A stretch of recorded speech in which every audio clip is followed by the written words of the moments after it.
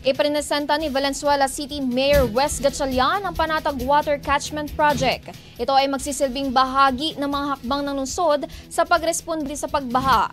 Itatayo ang pasilidad sa Barangay Dalandanan sa kabaan ng MacArthur Highway at inaasam makakakuha ng hanggang 3,000 cubic meters ng tubig ulan tuwing malakas ang ulan. Inilunsad ang proyekto sa Panatag Flood Control Resilience Initiative Summit kung saan binigyan diin ni Gatchalian ang kahalagahan ng teknolohiya at long-term planning sa pagtugon sa crisis. Nakatakda umanong simula ng construction sa Setyembre at matatapos sa loob ng 5 buwan.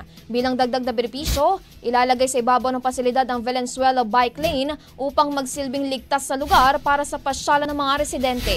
Giit ng alkalde, hindi ito band-aid solution kundi konkretong aksyon para sa kinabukasan ng bawat pamilyang Valenzuelano. Ang bahaging ito ay hatid sa atin ng Yummyvit ES3 Syrup. Simulang tuparin ang pangarap ng iyong anak. And starting now!